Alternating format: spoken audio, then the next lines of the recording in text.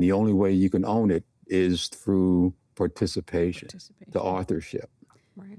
I was waiting for this Carltonism, or as you like to call them, your broken records. And it's one that even before I met you, I had heard about, the ownership in authorship statement. Can you, and it just organically came up, obviously, but can you share a little bit more about what it means to you? Sure. It's kind of the simple approach to things. The KISS method, keep it, short and simple. So it's the idea that if I bring it to you as a product, then you can go about attempting to implement. If I bring it to you as something that you participated in, you go about implementing it through ownership, right? Because your footprint or handprint is all over what we have identified as the solution. Well, welcome back. This is Momentum with Sidekick. I'm Nora, and this is Bonnie. And today is a part 2 episode where we're following up on a previous ep on accountability and ownership and creating that culture. Today, we want to dig into questions like, so many leaders say they want to create a culture of accountability and ownership, but why are they intentionally designing against it? Why is that so hard to achieve? And we're very lucky to be joined by the one, the only Carlton Yearwood today to share a bit of his life experiences, lessons, and what we like to call Carlton-isms with folks to help bring this to life. So thank you for joining us today, Carlton. Hey, I'm excited to be here. I truly am. I'm such a big fan of Sidekick, so it's a pleasure to partner with you on this, and thank you for being so generous that I have something to offer. Of course, I'm looking forward to it. Well, thank you for joining us, and the feeling is mutual. A big fan of yours and True Blue Inclusion as well. So maybe to get us in, I'll do the formal part. So bear with me, Carlton, where I get to say a bunch of complimentary and flattering things as I introduce you. But for our listeners out there, a bit of who you are. Carlton Yearwood brings a uniquely grounded perspective on leadership and culture, shaped by a career that spans the U.S. Marines, community service in New York, senior executive roles at Fortune 200 companies, and leadership at a Big Four firm. As a former chief ethics and diversity officer and now a senior partner at True Blue Inclusion, he spent decades helping organizations translate values into real lived culture, advising leaders across industries on what it truly takes to build accountability, ownership, and high-performing teams. So speaks for itself why you were definitely top of the invite list for no today. No further introduction needed. Yeah, exactly. So thank you for joining. Yeah, thanks, Carlton. And I know we've been, as Sidekick and True Blue Inclusion, we've been working together for, I think, almost 3 years. I've been a little further removed from that. You've been working very closely with Nora in a partnership. Can you share a little bit more about like how that partnership came to be? Like, how have we been working together? Well, it's a very interesting question, and I think it's going to tie back into this whole idea of a relationship of accountability. We shared a client who was continuing to be in the mix of, I'll call it reinventing themselves as it relates to DE&I strategy and the pathways forward. They were doing work with Sidekick, and on the side, they were doing work with True Blue Inclusion. We came to a point where they were prepared to build a strategy. And I think the leader saw value in the conversations that she was having with Sidekick. She saw value in the conversations she was having with True Blue Inclusion. And she took it upon herself to say, let's bring these two organizations that I have confidence in terms of their backgrounds together to build a strategy. for the organization. So for me, it was kind of a marriage made in heaven because it really did bring two perspectives together where it turned out to be something that I hope goes forward in Mm. terms of any future work that we might have in this DEI space. Uh, Now, how it relates for me as it building a culture of accountability Yeah. is this idea of building a culture of uh, relationships, because for us to have the shared accountability that we had for the client, we had to dive into what kind of relationship did we want to have. So we Mm. started talking Mhm. about, roles and responsibilities, Right. and from there we built, this relationship that then allowed trust to uh, to start taking hold in how we were going to go about the work. So there's a precursor to this idea of a culture of accountability Mhm. Hmm. that I think played out so well in the relationship that we built and established with Sidekick. Yeah. I love how you go to relationship and building trust kind of. Whereas I think normally when I hear leaders talk about ownership and accountability, it's almost more of one of those like hard skills, right? Like Yeah. it's almost you leaders want to demand it and want to push for ownership. Whereas I think your perspective really reveals like how I think we think about it too. Like in order to get ownership and get accountability, you have to be rooted and grounded in that more human side of a relationship and build trust together. But maybe and it's great to hear how the origin story Yeah. really hits home on kind of the topic for today around accountability. But in our previous episode, we kind of shared our definitions, if you will, of responsibility, accountability, ownership. What's your take on that? Because it tends to fluctuate quite a bit depending on who we talk to. But curious, kind of, for your perspective on that. It's such a great question because, Bonnie, you're absolutely right. We take different looks and approaches about that. Some try to turn it into a science, Hmm. when in fact, for me, it's an art. Right. And but it's an art that, again, for me, comes from an operational background. So, when I started working on reinventing the organization uh, with with Hammer and Champy, when we were doing Baldridge work to try to win the Baldridge Award, there was all those Hmm. steps that you needed to take, which kind of brought together this idea of responsibility and accountability and measurement and metrics and on and on. But it's still rooted in this idea of trust and responsibility and Hmm. relationship. Uh, as a former, as I want, oh, you never say former Marine. As as a Marine, one of the things that we used to talk about is, yeah, I can tell you what I want you to do, I can tell you what I want the outcome to be, but I earn trust. Hmm. And and then the minute you say something like that, then you have to start breaking down, okay, what does trust earned Mhm. mean? Mean. Yeah. And when you start doing that kind of hard work, we used to call it pins in the eyes kind of work because it's so systems driven.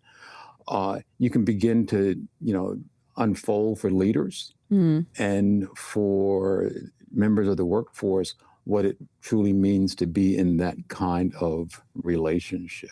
Mhm. You can build towards it when you Right. break it down. Right. It's interesting going back to your origin story. I'd been thinking I hadn't really thought about it like that until you said it, that it's true. We had to practice what we preach pretty quickly.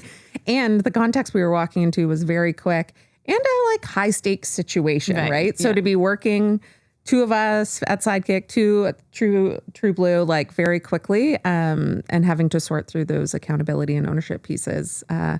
I'm glad to think 3 years going that we passed the test. So that's good. But, you mentioned as a U.S. Marine, but you have a very unique background or a complement of experiences. And I feel like you and I have talked many times, not in a bad way. I still feel like I could, not enough times, but every time I learn something new about your background and your experience. So whether as a U.S. Marine, to more recently training as a missions leader, to leading large organizations through change, through DEI initiatives and strategy.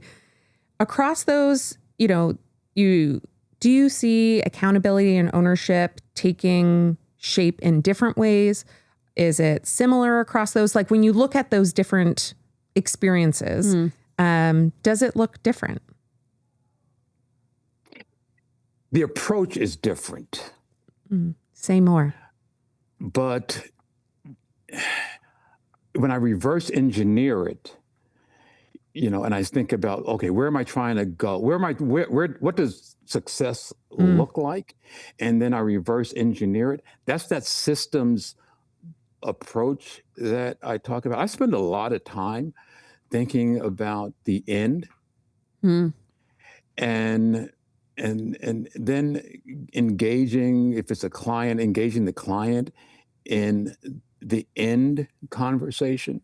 What does success look like? And then start thinking about, okay, if that's what success looks like, how do we reverse engineer it back to where we are? And then we can create that gap.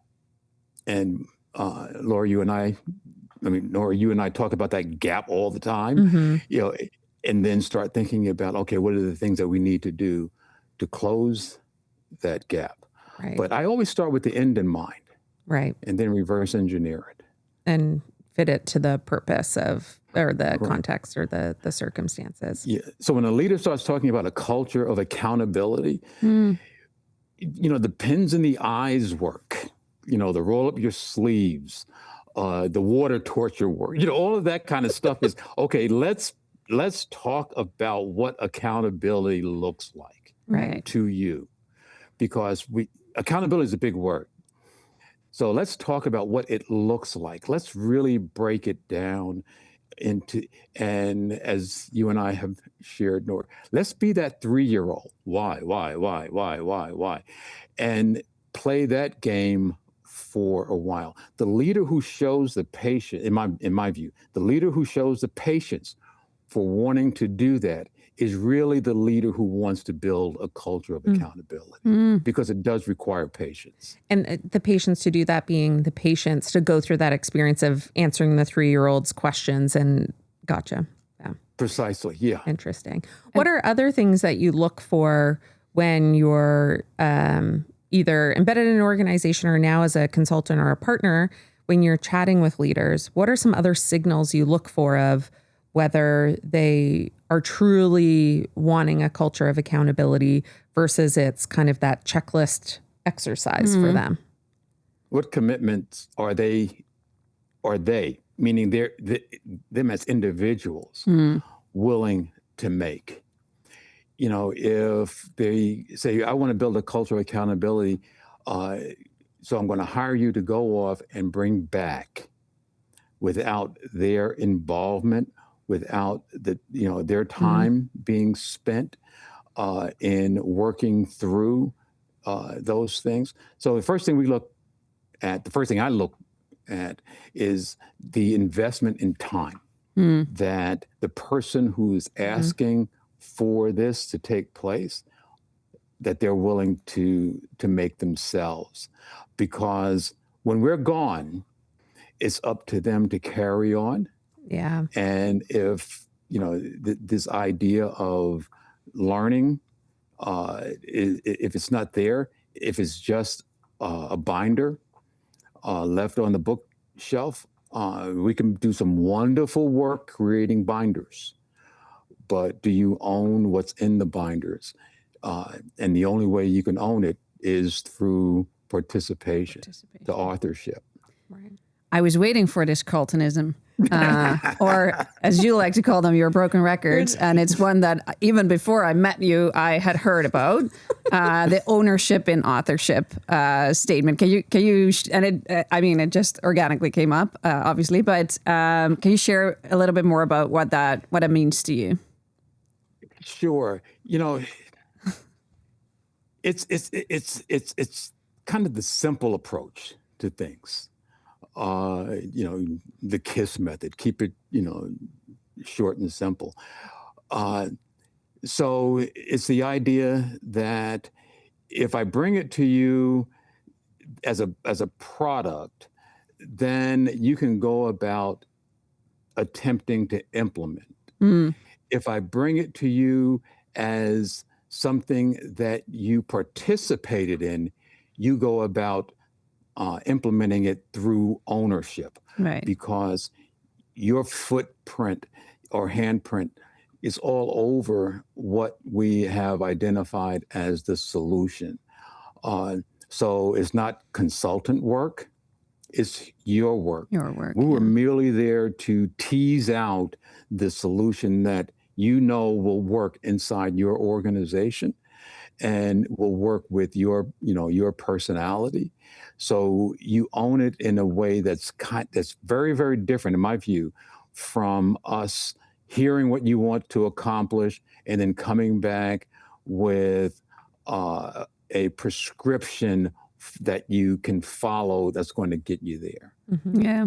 And I love that. And I think that's also very much kind of in the foundation of our partnership, that believe that we want to create sustainable ownership on the other side, right? Like the leaders that we help, they should own the solution and not us. And neither do we have all the answers, right? Like we're merely facilitators of the thought process and helping people to get there, which I think is very, very key to both of our approaches. Yeah. And speaking about this in a relationship as consultants or external advisors, partners with leaders that we work with, but also encouraging those leaders to take the same approach with their teams, right? So I think going back to your comment earlier, Carlton, if you can say what you want done and what you want it to look like, but that trust, there's that like putting some ownership or, you come with some ideas and let's co-create this together.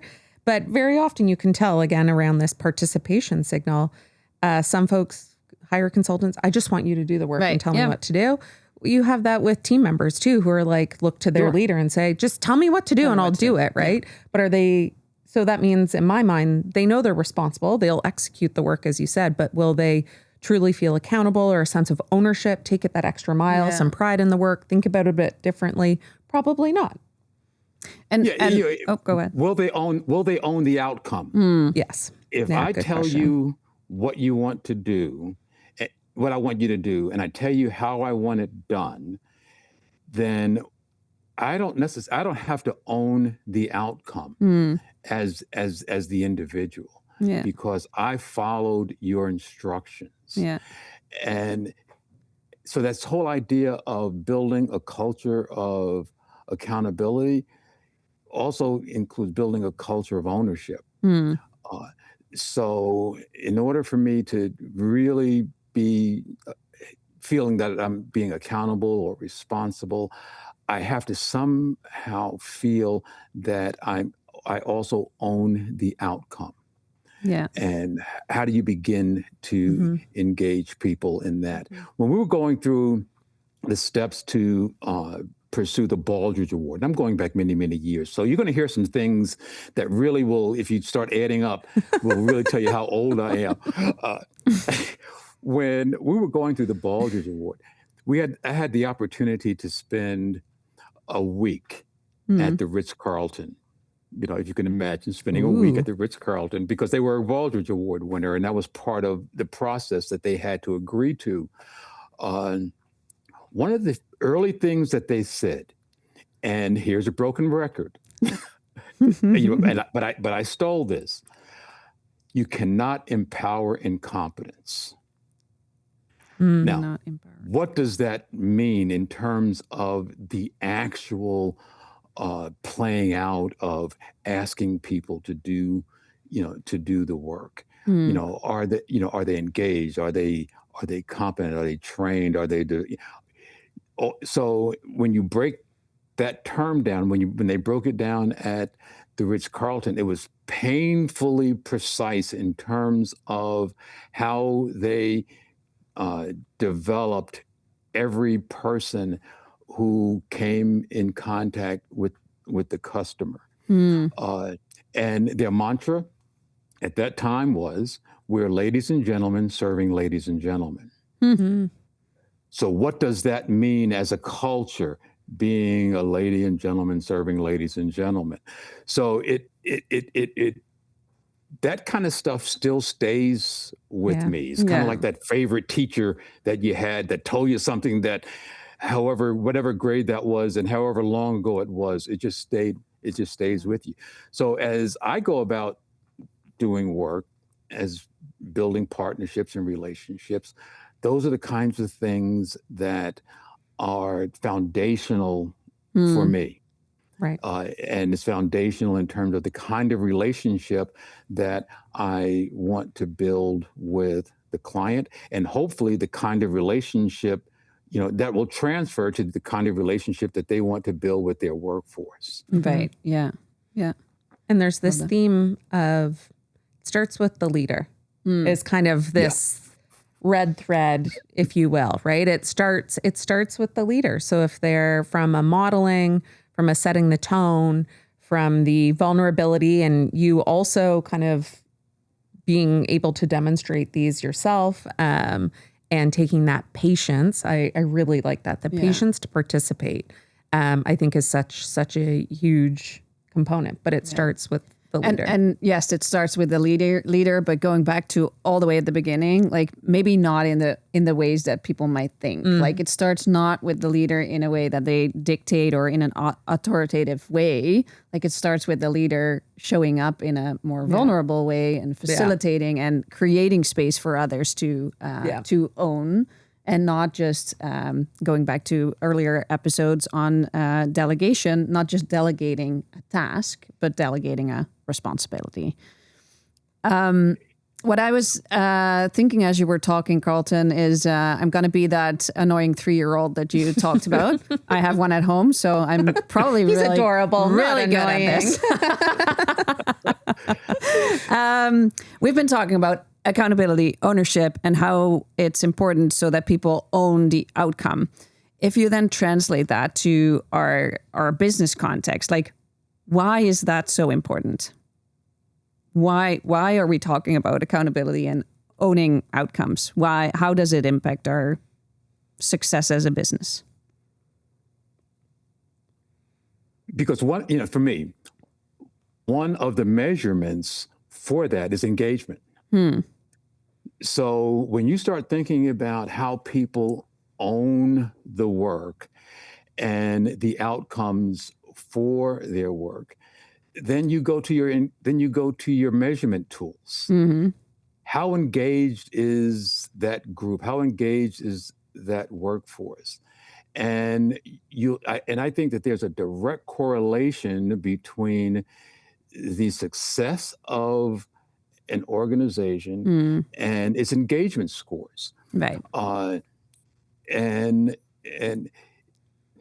when I say engagement scores, it's also the work that you're willing to put in following the survey around why are my engagement scores high or why are they low? Yeah. Yeah, it's the true engagement, not just the score on a piece of paper, but the actual, So what happens is if you get an engagement score that says, you had the highest engagement, you tend not to do anything with it. You just kind of pat yourself on the back and you don't find out why. Or leaders tend not to find out why. Right. Going back to the why question. Why? So why do I have high engagement? So you go to the folks who, and you congratulate them on, their participation and however you want to do that. But then you go the underlying question. Okay, why are we at 98%? Right. Yeah. Let me hear from you. You checked it off on the survey, but what were you thinking when you checked it off? And then you start to get to the below the surface reasons as to the whys behind the accountability, the whys behind the responsibility, the whys behind the ownership, which you measured through your engagement. Yeah. And I tend to believe that the understanding of those whys behind it will make it replicable in a way, right? That allows you to then continue to build that culture and really leverage it as a strategy, if you will. Because a high score is obviously great, but not so great if you don't have any idea of how you got them, because then next year might be the complete opposite, right? Without you having done anything different, or at least unintentionally. But going back to the question, if I'm hearing you correctly, you're saying ownership and accountability is important because we believe it drives engagement. It makes people feel more engaged, more ownership as they feel more ownership over the outcome, and higher engagement drives better business results. Is that kind of the formula that we're working with? Absolutely. We come to an organization to improve business results, not to improve attitudes. No. It's a very, and it's shocking for some people to hear that coming from a consultant who's, about, equity and inclusion and things like that. But it's to improve business performance, business outcomes, not to make people happy or satisfied or, whatever, you want to. But thinking about business outcomes, those kinds of things give you reasons to look for gaps in why people are disengaged. Yeah. So you can get back to the social side of it. Right. But we start with the business. What is the business wanting to accomplish? What is the business, and the end in mind, way? as you said before, And right? in Like, mind, And this is a bit of the science side to complement the art of it, right? I think that it's such a good point. And we had another guest, Liz Rose on, that was like, don't be fooled. I am motivated by our business improving and doing well. You get hired and paid a salary to improve business results, right? But we know that these other elements are key inputs or components to getting to that. So if there was this equation or, recipe, so to speak, they are very, very important means to that end. Yeah, for sure. And too often, to your point, Nora, too often leaders take the Reader's Digest version when they come to the workforce, and they don't start with that grounding about business results, because they think that makes them greedy and bad people. Right. Yeah. That they're looking for profit. They're looking for business outcomes. They're looking, so I don't want to talk about profit. I don't want to talk about business outcomes. I want to talk about how you feel. What motivates you, and they start in the middle. Yeah. And they need to, in my view, kind of start with the outcome in mind and what it is that they're wanting to accomplish. And then they can talk about the middle all they want, but then they have the audience or the workforce grounded in, he's doing this or she's doing this because they want to see better business results. And if they see better business results, that means that there's going to be more opportunity for me, and on and on and on and on kind of thing. Yeah. Sparks another question, another why question. And I think you already touched upon something, like some leaders tend to start in the middle, forget to kind of start with the business results. They're also, in looking around, it just seems to be awfully hard to create ownership and accountability in organizations. And I'm just curious for your thoughts on like, why is it so hard for leaders to do that? Or in what ways are they maybe sometimes unintentionally working against it?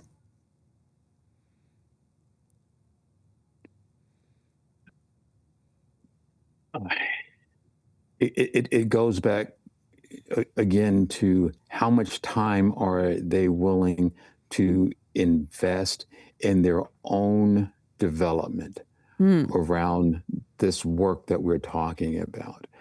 And most times they're not willing to invest the time. Nora talked about it begins with the leader. So the first thing the leader needs to do is turn and look at the mirror and look Right. look in the mirror and talk about, am I proficient? Am I competent? Am I ready to engage in this? And that goes back to how much time and effort are they willing to pay? Remember that bacon and egg conversation? The chicken Chicken and participated. The pig was involved. The pig was engaged and involved. So it's kind of that. How much am I willing to put into this to get the outcome that I really believe I want? And an interesting, when I used to go into the C-suite of publicly traded companies, one of the things I used to do is I would ask, okay, by a show of hands, how many of you only own the stock of this company? Mm-hmm. And not one person would raise their hand. Right. Because their portfolio is diversified. Yeah. And their portfolio is diversified, and they have trusted consultants that they turn to. They're leveraging or hedging their bets. They're doing all sorts of things to grow their investment. And then you turn to the workforce, and then they get confused about the things that they need to do to grow their investment. And when you get to the question of why, it's because it's not personal. Their portfolio, their financial portfolio, their financial success is personal. So then the question becomes, how do I make this ownership, this accountability, this responsibility personal? Yeah. And that's where the consultant, or in their financial world, their trusted advisor comes into play, helping them see how this work is personal for the continued success and growth of the organization. Yeah, I love that. So starting with the leader, got another layer here. The leader should start with looking in the mirror, assessing their own investment, whether that is in time or mindset, but really questioning like how accountable and what is my actual level of ownership truly in this business, in this group of people, in the objectives that we're trying to accomplish together. I love that. Yeah. And making it personal. And I think that is maybe adding to our definition of ownership. Like there is this personal investment. Yes. Something in it needs to resonate, needs to feel personal to you. Yeah. And, like we're all human. I don't feel a personal investment in everything I do on a day-to-day basis at my work, right? But when you look at the bigger picture, why we're here, and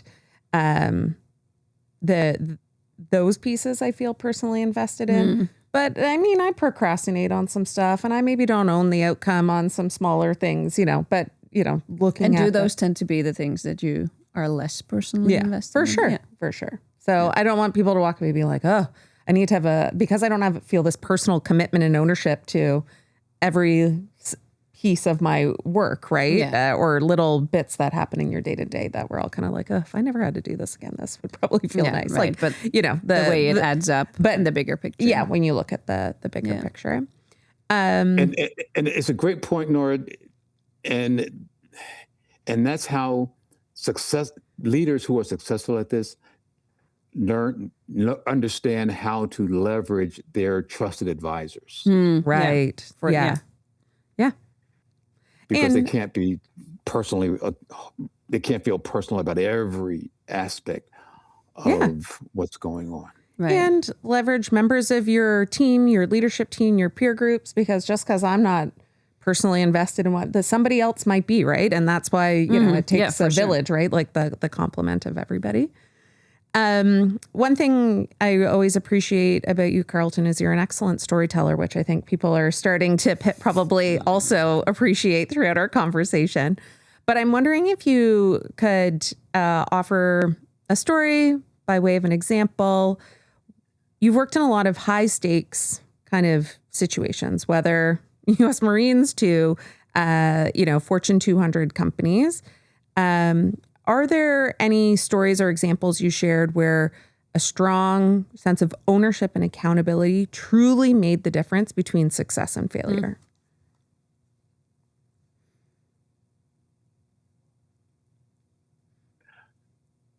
I won't say failure. Okay. Because we pivot to avoid failure, right? Our other favorite word, pivot. But there was one client that just frustrated us, and it happened to be the CEO. And we were hired by the chief people officer to help create their DEI strategy. And we put together a blue ribbon presentation. At least that was my view. And we presented it to the CEO. And we had to go back no fewer than 3 times because he kept telling us, so maybe having to go back was the failure. He kept telling us, this is the what and the how. This is the what and the how. This is the what and the how. Why am I doing this? Why do I need to do this? And that was so frustrating because you think you've put together this wonderful presentation of all the things that you're going to do to impact this organization. And he kept getting stuck on the why. Why am I doing this?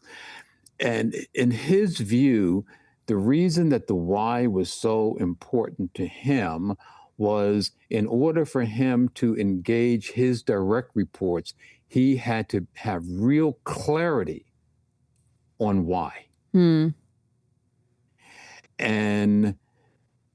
that was kind of an aha moment for us, just in terms of presentation and proposal writing, because the chief people officer made that assumption as to why they needed to do it.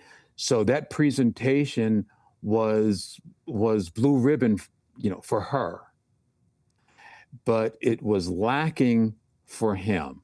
Right. And the reason it was lacking for him was because of the role that he felt he needed to play in order to engage his direct reports.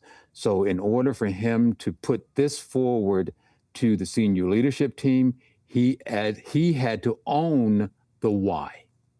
Own the why and find the personal investment to be able to articulate that. Yeah. And I can see the frustration depending on the timing of which this happened, where, a large part of the world was waking up to the importance of equity inclusion work, that to your point, maybe you take it as an assumed understand, but that sounds like he needed like a very granular level of a bigger why, which feels like a bit contradictory, to truly own it, and then hopefully created a culture of accountability and ownership with his team. And did you see through, did he get to the point that he could own the why? And then what happened next with the organization? How did that follow through? You know, they adopted the strategy. At that time, they did not have a head of DEI. They went out and hired the head of DEI. Very interesting, because when he hired us to find the head of DEI, so he hired us as a search, to do this search. And one of the very interesting things that we were responsible for was selling the candidates on the fact that they could not come in and do an organizational assessment. That they had to accept the work that, not that we put together, but that he and his team had worked on, to where they got to the point of, okay, we're now ready to hire somebody to take us to the next step. Because as you know, the first thing you want to do is you want to come in and you want to get the lay of the land, you want to do your assessment, you want to come back with your recommendations. And he was not going to have that. Oh, interesting. He owned it that much. Wow. It is interesting, because it is demonstrating his level of ownership. But then I could also argue the opposite. Like, there's no room for this person to come in and truly be an author to co-own it, right? So that I can see how that must have been pretty challenging. So they were able to tweak, but never change. Interesting. And that lasted for 5 years. And they closed the gaps that they needed to close. Now, obviously, she was able, after she learned the culture and learned the organization, to reframe some of the things that was in the strategy. But in terms of the organization owning the strategy and holding her accountable and responsible for implementing it, she started to own it because she was able to make the kinds of adjustments, because we're not there on a day in, day out basis, that she felt was necessary in order for the strategy that the leadership owned to go forward. So they closed they closed several gaps that had been identified. Women to men in key positions, lived experiences for underrepresented groups compared to the majority groups, engagement scores. So we were able to see some tangible outcomes. And when things started to, he made the commitment, and then as the work, as a result of the environment beginning to shift and needing to turn, he was frustrated. He was a frustrated CEO because of some of the changes that he needed to make in order to continue to drive the work that he was so committed and invested in 5 years prior. That's so interesting, and a brilliant example. And what I do like about that is it takes time, right? Yeah. So if you're listening to this, you've got the art, the science, you've got a couple of your ingredients, some things, look in the mirror. It's not like you just start doing this and in 2 weeks, wave your magic wand and it's all fixed. Like, it sounds like over 5 years, they got there, but then like it loops back around, right? And then there's this kind of, I don't know, like metamorphosis, shedding kind of moment, and how it comes through. So I think there is this like overall patience that is required for doing this, and consistency. Like, you have to just be very vulnerable and committed to it and just keep going. And kind of, I guess it's honor the people around you and trust the process that this can take to truly create that culture. Yeah. Trust the process. That, again, another broken Broken record. That may record. be yours, Nora. But yeah, trust the process. Trust the process. Yeah. I would also love to ask you that question, Carlton. If there are listeners out there that are that frustrated CEO or frustrated leader for that matter, in just feeling that everything still keeps coming back to them and like their teams are not taking accountability or feeling that ownership, where would you recommend them to start? Clarity. Being clear. When I joined Waste Management, and we would have these big accountability and people meetings about the next layer of leaders, and we had a wonderful senior vice president of operations, and he would go into these meetings and he would talk about, Bonnie is my next hire. Or my next high potential person. Well, why Bonnie? Bonnie knows how to bring home the bacon. Yeah, she does. Everyone around the table knew what he meant. Right. Except me. I mean, I knew what he meant, but I then in another conversation, sidebar conversation with him, had him define what does bring home the bacon look like. Yeah. And what does it mean? A senior leader needs to be willing to invest that kind of time to understand.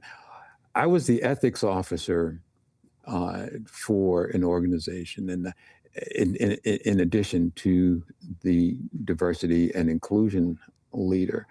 And I loved being the ethics officer. And I used to tell my boss, I said, the reason I love being an ethics officer is because I'm taking the temperature of the organization every day through our helpline, through our complaint line. I said, so I have the thermometer up the rear end of this organization. So I know what's going on out there. Yeah. And, we're investigating it through our investigative process. So we're doing all of these kinds of things. So when I'm coming to you with I'm coming to you with the temperature of the organization. I used to advocate that diversity, equity, inclusion leaders should also be the ethics officer. That all that other, the legal and financial stuff can stay in the financial and legal departments, but the ethics of the organization should be owned by the CEO through his chief diversity officer. And it was a CEO who made me the ethics officer at Waste, because he said, it wasn't the rules and regulations that caused some of these big companies to go under. It was their ethics. Right. Yeah. And part of this DEI work is really around ethical behavior. Such a big part of it. Clarity was your initial answer to like what should leaders create who are still kind of frustrated around that ownership and accountability. And actually the examples really lead back down to that. It's what I'm also hearing is clarity in going beyond your assumptions or assumptions of thinking that everyone understands the same thing by this bringing home the bacon. But you sometimes also just don't know what you don't know, right? So it's helpful to have someone around you asking those 5 times why questions or forcing you to go a bit further in creating that clarity. Yeah. So I think for a leader, look in the mirror. Yep. Test kind of your biases and assumptions too. Like, are you as clear as you think you are? Early on, we used to do this exercise, and you get a group of people and say, what happens if you're caught on fire? Everybody knows. Stop, drop, and roll. That's what you do. It's the same thing in organizations. What should a leader do? Stop, drop all their assumptions Yeah. about what the problem is. Uh, so we built that into some of the early training that we did, development training that we did, so that people can remember. Mm. Okay, I'm getting ready to engage in this conversation. First thing I need to do is drop all the assumptions I have about Bonnie, Yeah. and then roll on into the conversation. So it's finding those little things that you remember it as a kid, and that you can leverage as an adult. Yeah. Right. Yeah. Stop, drop, and roll. Yeah. Where usually a lot of leaders just bulldoze through, Well, stuck, right? stick with me. Yeah. Right? You get caught. Right. You're not patient and you don't participate in it. You just keep pushing through, for sure. right? As opposed to pause. But I like that. Stop, drop, and roll. And I mean, as a separate episode, I feel like your comment around individuals inherently want to act ethically.